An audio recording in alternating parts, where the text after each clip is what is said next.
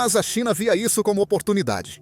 A 8ª Brigada Combinada do 78, o grupo de exércitos do governo do norte da China, estava em Harbin, mas começou a se mover para Dandong. Começaram a buscar chance de intervir na Coreia do Norte, e quando prontos, agirão no cenário político do país. Nessa situação, a Coreia do Sul não tinha conhecimento algum sobre o que estava acontecendo. Focados só em uma possível crise na Coreia do Norte, não notaram os movimentos maiores da China.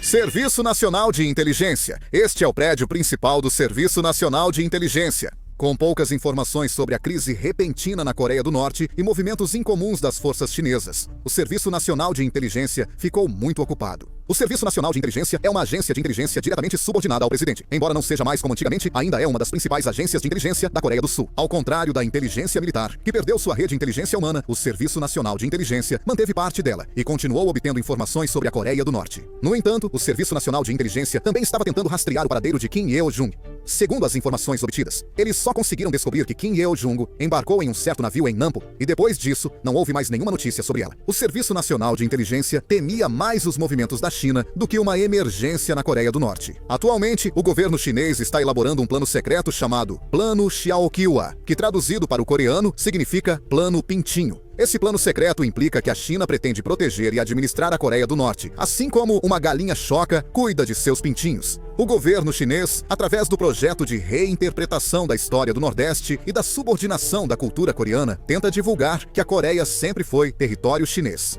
Esse foi um dos componentes do Plano Pintinho. A unidade que lidera a execução do Plano Pintinho é o Governo do Norte. É uma unidade militar localizada na Manchúria e na península de Shandong, e estima-se que só o efetivo presente ali seja de cerca de 200 mil soldados. Ela inclui o 78º, 79º e 80º grupos de exércitos.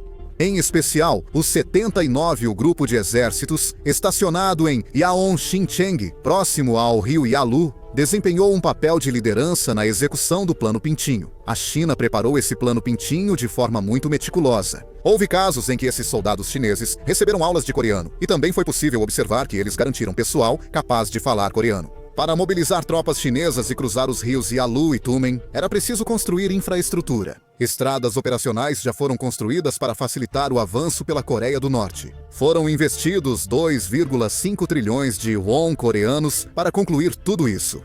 O governo nacional estava muito preocupado com essa situação. Se os Byungari forem acionados, a China deve intervir na Península Coreana e pode chegar a Pyongyang mais rápido que a Coreia do Sul. Para a Coreia do Sul, esse seria o pior cenário. Por isso, o Serviço Nacional de Inteligência faz e reporta essa análise aos superiores. Enquanto isso, os movimentos na zona desmilitarizada estavam ficando cada vez mais suspeitos, e os movimentos do exército norte-coreano também não eram normais. Foi confirmado que o poder de artilharia, incluindo canhões de longo alcance, havia sido reforçado em cerca de 2 vezes. As armas reforçadas nas unidades da linha de frente estavam mantidas em estado de prontidão para disparo. E também foi confirmado que as tropas estavam totalmente equipadas e prontas para ação. O Japão confirmou a retirada de algumas unidades da linha de cessar-fogo. A Coreia do Norte cancelou todos os treinamentos em andamento e aumentou o número de soldados fortemente armados. O principal é que houve preparação para ataque, com soldados norte-coreanos posicionados nas trincheiras e munidos de munição real. Em algumas regiões, não só o exército regular, mas também organizações paramilitares, como a Brigada de Trabalhadores e a Brigada da Juventude Vermelha, entraram em prontidão de combate 24 horas por dia em suas posições. Além disso, todas as instituições, empresas e fazendas coletivas das áreas de fronteira também entraram em estado de pré-guerra. Curiosamente, era suspeito não ser direcionado à Coreia do Sul. Nessa situação, com notícias sobre mudanças súbitas na Coreia do Norte e o movimento das tropas chinesas para a cidade de Dandong, surgiu a opinião dentro das Forças Armadas de que era necessário reforçar o estado de prontidão. Claro, como ainda nada havia realmente acontecido, o nível de alerta não foi elevado até DEFCON 3, mas entramos em um estado de prontidão para combate equivalente ao DEFCON 3. Em vez disso, foi emitido o alerta Jindugai-Hana, na região da zona desmilitarizada. O alerta Jindugai é um sistema de prontidão defensiva em etapas para se preparar para possíveis provocações locais da Coreia do Norte. O Jindugai-Hana é o mais alto nível de prontidão das Forças Armadas. Normalmente, mantém-se o estado Jindugai 3, mas quando há grande possibilidade de ameaça devido a espiões armados, infiltração ou deserção, ele é elevado para Jindugai 2. Se ocorrer uma situação de ameaça real, como uma provocação da Coreia do Norte, e for considerado um caso grave, prestes a entrar em guerra total, é emitido o Jindugegai 1. Jindugi significa estar preparado para um estado de guerra real. Quando o alerta é emitido, não só as Forças Armadas, mas também toda a força policial é mobilizada para missões de vigilância. Além disso, outras missões são restritas, e as tropas devem se deslocar imediatamente para as áreas designadas para realizar missões de busca e combate.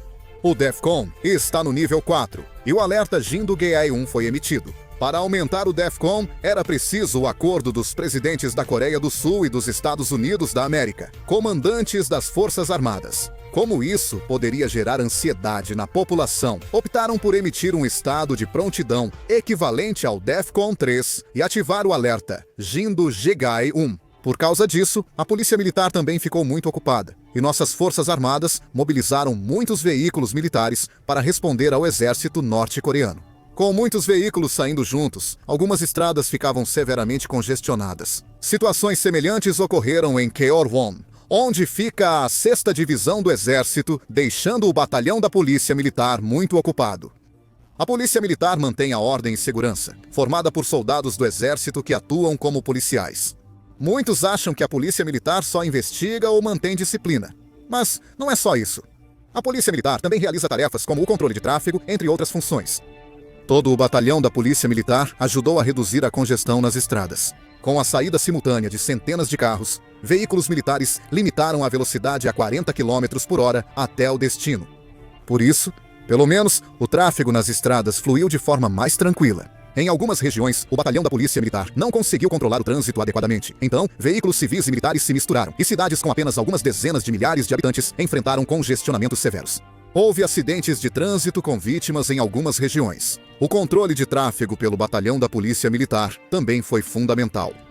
Depois disso, o Departamento de Polícia Militar passou a se esforçar para melhorar sua capacidade de controle de tráfego. Isso acabou desempenhando um papel crucial na redução dos danos em incidentes futuros. Enquanto isso, com a emissão do alerta Jindugegaihana, o treinamento KCTC também foi totalmente interrompido, e até mesmo a unidade Jeongal, responsável exclusivamente pelo treinamento KCTC, estava realizando operações de vigilância. Pode-se pensar que a unidade Jeongal, sendo uma brigada especializada, não teria nenhuma missão em tempos de guerra. No entanto, a unidade Jeongal também é mobilizada para combate em ambientes montanhosos durante situações de guerra, pois afinal, é uma unidade de infantaria. Por causa disso, o treinamento KCTC também foi interrompido e todos passaram a realizar operações de vigilância. Atualmente, ocorriam purgas de vítimas em Pyongyang. O grupo de Kim Ju-ui assumiu o poder e seus aliados logo ocuparam cargos. Além disso, como a opinião pública defendia que o Comitê Memorial fosse formado rapidamente para que o funeral de Kim Jong-un acontecesse primeiro, a formação do Comitê Memorial também avançou rapidamente. Kwak Chang-sik, comandante da Guarda de Honra, liderou esse processo e tinha um sonho. Como Kim Ju-hai nasceu em 2013 e ainda é muito jovem, ele pensava em tomar todas as providências para poder controlar a Coreia do Norte antes que Kim Ju-hai crescesse completamente. Apenas a posição política era diferente. Ele pensava igual a Kim Yeo-jung. Por isso, o general Kwak Chang-sik passou a preencher as vagas deixadas pelo Comitê Memorial e pela purificação com pessoas de sua confiança. Não podiam ignorar as ordens do general Kwak Chang-sik. Da última vez, o mérito de ter impedido o golpe foi muito grande, e Kim Jae continuava seguindo apenas as ordens do general Kwak Chang-sik. Por isso, o poder do general Kwak Chang-sik cresceu demais. Por isso, o general Kwak Chang-sik transferiu opositores para cargos irrelevantes ou os afastou, acusando-os de participação no golpe. O general Kwak Chang-sik parecia já ter tudo pronto, e tudo ocorreu em apenas 2 dias. Após remover o diretor do Departamento de Segurança e assumir o controle, ele conseguiu agir como queria. Mais de 500 pessoas foram purgadas, transferidas, realocadas ou desapareceram. A lista superou muito os 70 nomes de Kwak Chang-sik, incluindo inocentes. O descontentamento militar só aumentava. Até no Comitê Central do Partido dos Trabalhadores havia muito ressentimento. Nesse momento, a facção de Kim Il-jung não perdeu a oportunidade e começou a conquistar, um a um, os generais norte-coreanos que tinham esse tipo de insatisfação. Sugeriram eliminar Kwak Chang-sik. Kwak Chang-sik pensava que Jo Sajang Akseon, criado por Kim Jong-un e neutro nas disputas políticas, apoiaria Kim Ju-il. Porém, isso era um grande engano. Assim, o número de militares norte-coreanos insatisfeitos com Kwak Chang-sik aumentou. Faz sentido, já que o comando de guarda não integra o exército regular norte-coreano e recebe ordens diretamente de Baekdu Yultong, não do Estado-Maior. Por isso, são vistos como organização paramilitar, não forças regulares. O comando de guarda se assemelha à SS da Alemanha nazista. Durante a Segunda Guerra, a SS da Alemanha nazista foi integrada à cadeia de comando das Forças Armadas e não comandada diretamente pelo Partido Nazista. Já o comando de guarda é mais extremo, podendo ordenar até os comandantes do Exército Popular. Por isso, é comum haver ressentimento quando alguém de fora, como Kwak Chang-sik, assume o comando e comete atrocidades. Assim, até a elite chinesa ficou desconfortável. Primeiro, a maioria dos aliados de Kim Il-jung era pró-China. Como havia o receio de que essas forças pró-China pudessem atrapalhar o governo de Kim Ju-ui, todos foram purgados. Para a China, sua influência já estava diminuindo, e devido às ações do general Kwak Chang-sik, a influência chinesa ficou ainda mais reduzida. 5 investidores chineses e um empresário foram presos. A China proibia seus cidadãos de investir ou morar ao sul da linha Nampo-Wonsan, na Coreia do Norte. Assim, se houvesse instabilidade na Coreia do Norte, a China poderia resgatar rapidamente chineses no país. Após a aliança com a Rússia, a influência na Coreia do Norte foi para os russos, levando a China, preocupada, a abolir o princípio que mantinha. Mesmo em Pyongyang e no sul, chineses que investiam e faziam negócios foram presos, acusados de apoiar o Quetta. Agora que foi confirmado que parte das tropas chinesas está se deslocando para a região de Dandong, isso foi um ato de provocação contra a China.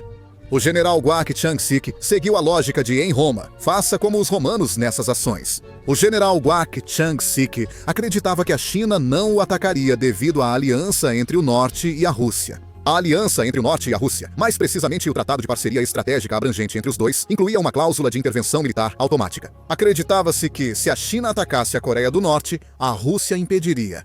Por isso, o general Kwak Chang-sik avaliou que a China poderia pressionar, mas não tomaria ação militar. Ele queria libertar os chineses após assumir o poder rapidamente. O problema era que Kim Il-jung ainda não havia sido encontrada. Então, todas as agências de inteligência da Coreia do Norte a procuravam. As ações exageradas de Kwak Chang-sik geraram ressentimento. Agia como rei, e suas purgas extremas causaram antipatia. Nessa situação, Kim Il-jung e seus aliados conseguiram escapar de Pyongyang pouco antes do golpe, salvando assim suas vidas. Até então, não haviam achado o paradeiro deles, o que mais tarde seria um grande erro de Kwak Chang-sik, e se voltaria contra ele. Kim Il-jung seguia coletando informações, pois Jo Sajang Hakseon estava vivo, mas o general Kwak Chang-sik achava que já tinha eliminado todo o grupo dela. Jo Sajang Hakseon estava aumentando discretamente e de forma contínua as forças contra Kwak Chang-sik. A Marinha e a Força Aérea, já ligadas a Kim Il-jung, reforçaram seu apoio a ela.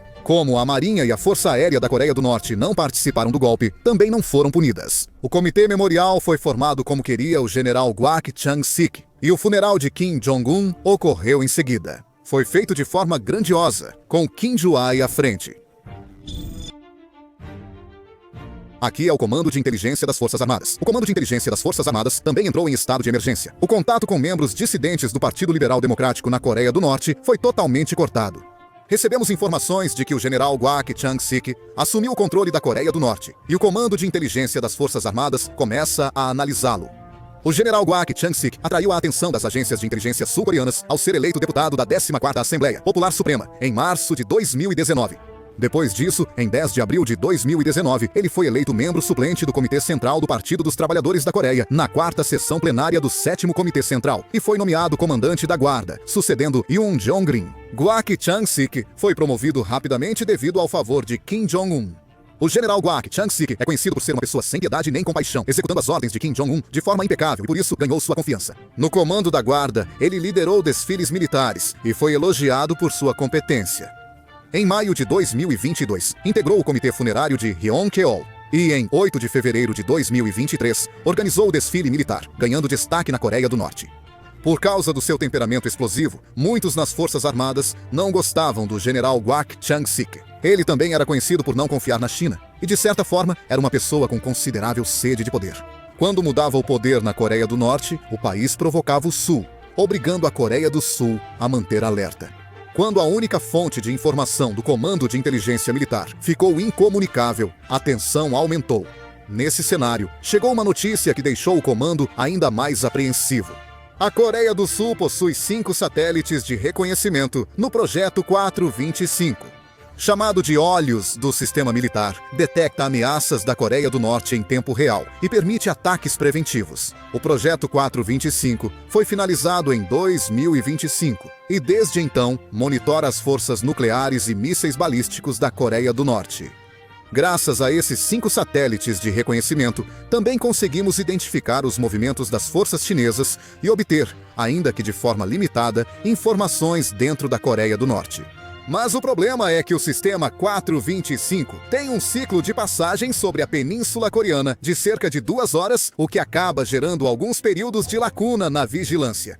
Para compensar isso, também está em andamento um projeto de satélites ultra-pequenos. Mas ainda assim, existem lacunas na vigilância. E esse satélite também captou algumas imagens significativas. Foi possível confirmar informações de que o exército chinês está se posicionando diretamente nas áreas de Dandong e Yanbian. Situação suspeita, além do sumiço de submarinos norte-coreanos.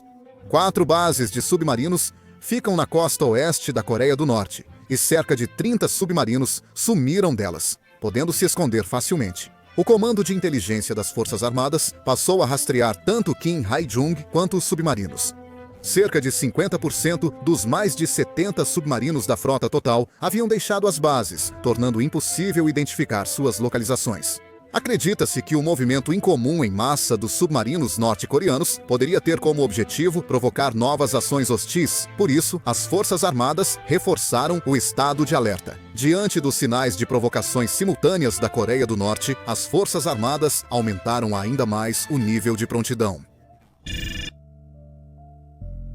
Os Estados Unidos conseguiram localizar aproximadamente a posição de Kim Yo-jong. Eles também confirmaram que ela estava escondida em um submarino. Também trouxemos más notícias. Kim Yo-jong, temendo por sua vida, envolveu o exército chinês. Além disso, a China tinha uma certa justificativa para agir nessa situação. Comprovado que a Coreia do Norte prendeu chineses sem consultar, a China não podia mais recuar. Afinal, a China já tinha investido muito esforço na Coreia do Norte até então. Não dava para simplesmente desistir de tudo. O valor da Coreia do Norte era alto demais para ser dado facilmente à Rússia. Além disso, se descobrissem que apoiaram Kim Yo-jong, nunca mais poderiam manter uma relação amistosa com a Coreia do Norte. Por isso, começaram a pensar em colocar Kim Yo-jong novamente como líder do país. A China já havia finalizado os preparativos e construído estradas para intervir na Coreia do Norte. Hospitais de campanha foram instalados para tratar feridos rapidamente. Essas informações também chegaram à Coreia do Sul, que com dados dos Estados Unidos, soube da possível intervenção da China na Coreia do Norte. Além disso, o Comando 777 estava coletando informações de sinais e identificou as informações que um dos assessores próximos de Kim Yo-jong enviou para a China, relatando-as exatamente como estavam. No país, houve discussões constantes sobre se a China iria intervir ou não. No entanto, os movimentos deles pareciam muito suspeitos. Havia sinais claros de guerra, como comboios de veículos se acumulando em determinados pontos mais do que o normal, hospitais de campanha sendo instalados na região de Dandong, ou um aumento repentino na produção de equipamentos como coletes à prova de balas e capacetes balísticos. Apareceram sinais em muitos lugares que não pareciam movimentos normais. No entanto, a Coreia apenas verificou esses sinais, sem tomar nenhuma medida, talvez pensando que seria improvável que algo acontecesse. Na China, predominava a ideia de que a intervenção era inevitável, pois surgiam situações em que o país precisava agir. Do ponto de vista da China, eles achavam que uma força que ainda não haviam reconhecido havia assumido o poder. Porque, na verdade, não era Kim Ju-hae quem estava liderando tudo, mas sim o general Kwak Chang-sik, que estava comandando praticamente tudo. Por causa disso, eles consideram que o atual regime da Coreia do Norte não tem legitimidade. Além disso, há relatos de que até chineses estão sendo detidos e até mesmo tendo seus bens confiscados. Então, para a China, era como se sua influência estivesse realmente desaparecendo. Havia, portanto, um motivo claro para intervir, sob o pretexto de proteger a vida e os bens de seus próprios cidadãos. Para essa intervenção, era preciso apoio internacional, justificativa legítima e benefícios práticos. Por isso, a China estabeleceu 3 objetivos. Primeiro, como justificativa, proteger a vida e os bens dos chineses. E, em termos de benefícios práticos, o objetivo era tornar ilegal o gabinete do general Guo Changxi, comandante da escolta, e criar outro com uma força pró-China. Com apoio internacional, a China propôs controlar as instalações e armas nucleares da Coreia do Norte, ideia que parecia plausível. Além disso, a situação repentina na Coreia do Norte passou a ser um fator que aumentou a vulnerabilidade geopolítica e estratégica da China. Historicamente, a Península Coreana foi uma rota de invasão para o território continental da China. Desde o século XIX, Império Russo, Japão e Estados Unidos da América ameaçaram a China pela Península Coreana. Era possível chegar a Pequim por terra via Shanhaiguan, vindo da Coreia do Norte, ou por mar, através do Mar Amarelo até Tianjin e Pequim. A intervenção chinesa na Guerra da Coreia exemplifica como a China reage sensivelmente a ameaças à sua segurança. No entanto, se a Coreia do Norte desmoronasse e a zona de amortecimento fosse perdida, para a China isso significaria basicamente dar as costas ao inimigo. A intervenção da China era inevitável. O país seguiu analisando dados das instalações nucleares da Coreia do Norte. A China não apenas enviou a 48ª Brigada Combinada para Dandong, mas também posicionou a 202ª a Brigada Combinada e a 78ª Brigada de Artilharia em Dandong. O 79, o grupo de exército em Liaoning, iniciou preparativos de guerra, com 12 brigadas prontas para atuar na Coreia do Norte. Além disso, tropas voluntárias compostas por pessoas da Mongólia Interior também começaram a ser posicionadas em Dandong para que pudessem ser mobilizadas imediatamente em caso de emergência. Um momento decisivo se aproximava.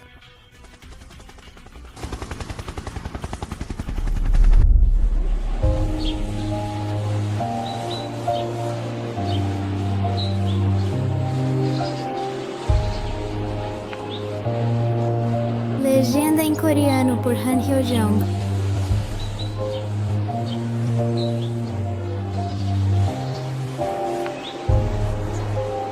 Desmorone, mas você...